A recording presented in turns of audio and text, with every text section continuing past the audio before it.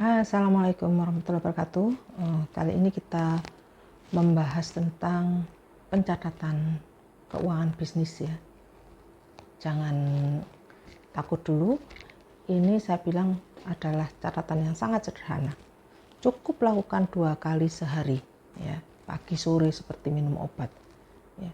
Jadi boleh dibilang ini adalah CSS. Kalau rumah itu RSS, ini adalah CSS, catatan sangat sederhana. Ini cocok untuk juga pengusaha yang bisnisnya atau produknya masih sederhana, 1 atau 2 jenis ya, misalkan gorengan atau tukang bakso ya. Kenapa perlu dicatat usaha itu? Karena dengan mencatat kita tahu apakah usaha kita menguntungkan atau tidak dan apakah perlu dikembangkan ya.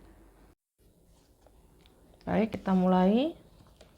Sediakan buku seperti ini, sederhana aja, bahkan buku bekas anak-anak juga nggak apa-apa, yang penting kosong tentu saja. Nah, kita sediakan kolom-kolom ini.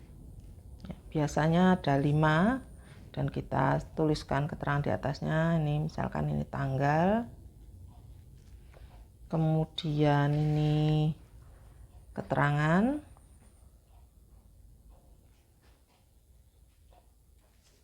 kemudian ini kas masuk,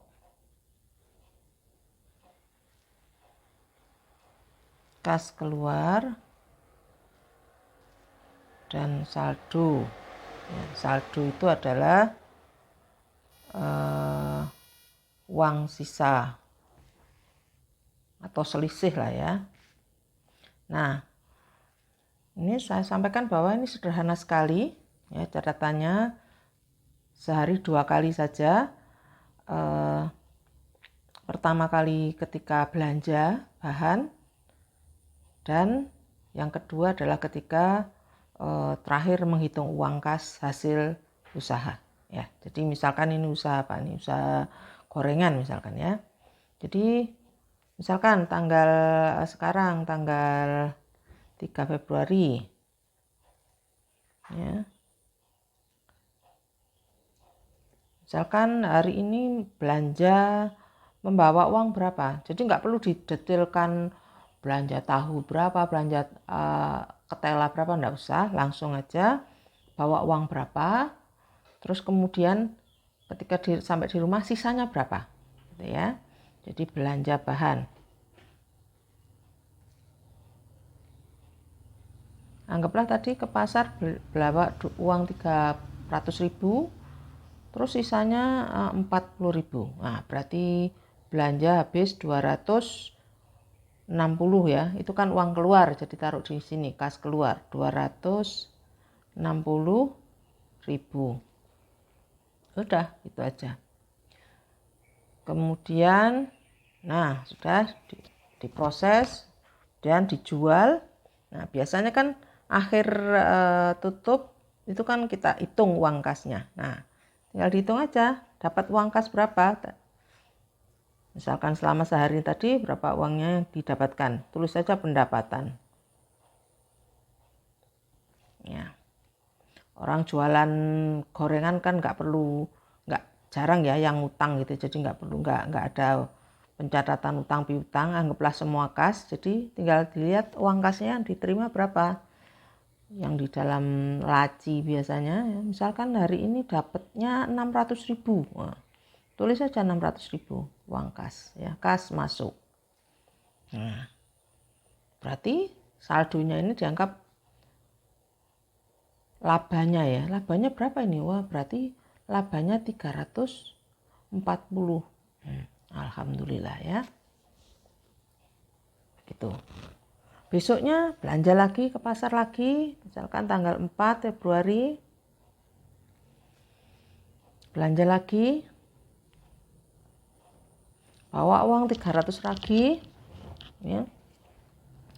Bawa uang 300, terus habisnya atau sisa uangnya cuma 20.000, berarti 280 ya. 280.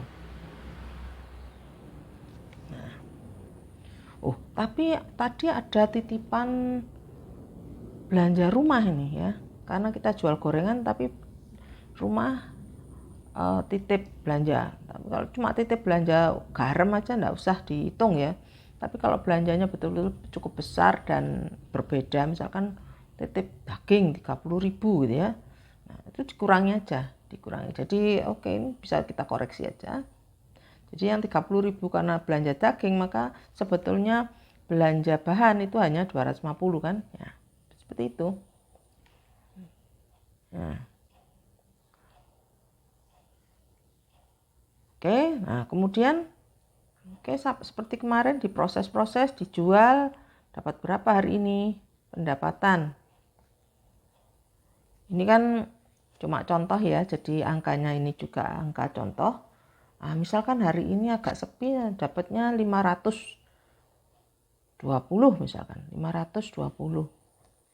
Ya, gak apa-apa. Emang bisnis kan naik turun. Ya.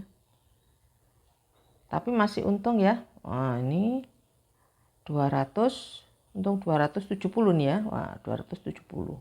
Nah, seperti itu. Ya, jadi intinya dicatat semua belanjaan yang khusus untuk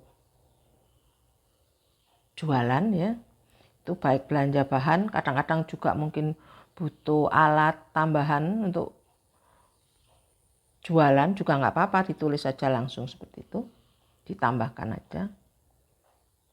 Nah, ini terus, jadi intinya adalah harus konsisten ya, harus terus menerus, ajak begitu. Jadi tiap pagi, sore dicatat.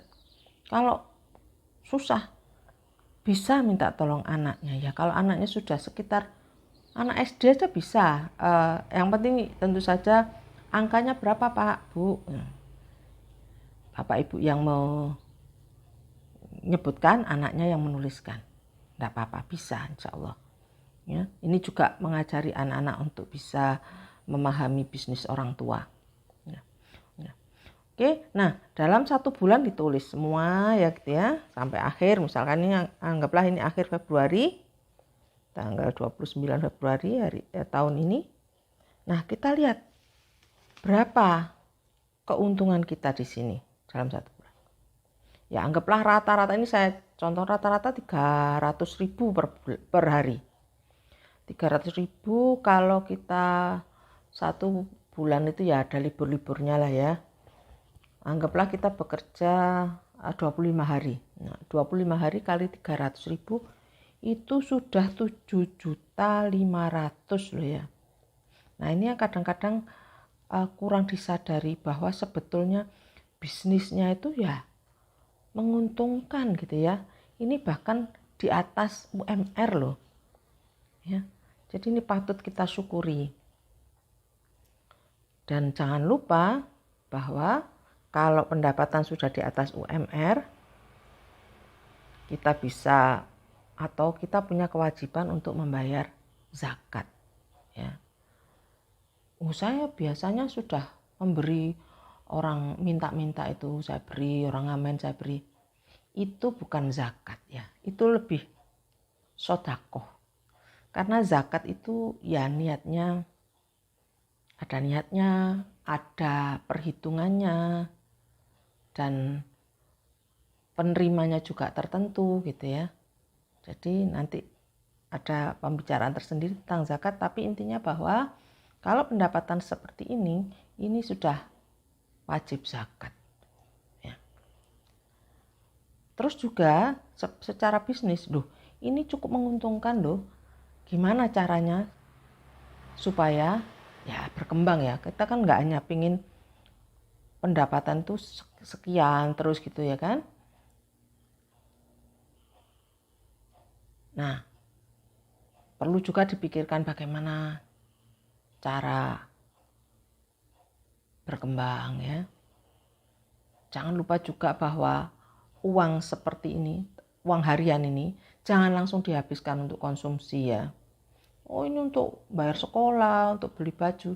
Boleh, memang itulah gunanya bisnis ya, memang untuk menghidupi atau membiayai kehidupan. Tapi jangan lupa juga menabung ya. Biasakan menyisihkan uang, boleh 10-20% disisihkan. Pertama disisihkan untuk barangkali kalau alat-alat produksinya itu ada yang rusak, misalkan kompornya rusak. Nah, bisa beli dengan uang kas dari hasil tabungan itu. Jadi kita tidak biasakan untuk ngutang, ya kan? Juga kalau ingin misalkan meningkatkan usaha, misalkan mau bikin gerobak lagi, terus berproduksi lebih banyak, nanti gerobaknya bisa mempekerjakan orang lain. Nah itu kita perlu juga nabung.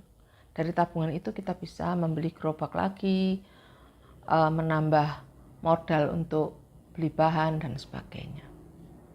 Ya, jadi itulah manfaat pencatatan. Kita tahu seberapa besar keuntungan kita dan tentu saja untuk pengembangan bisnis. Seperti itu.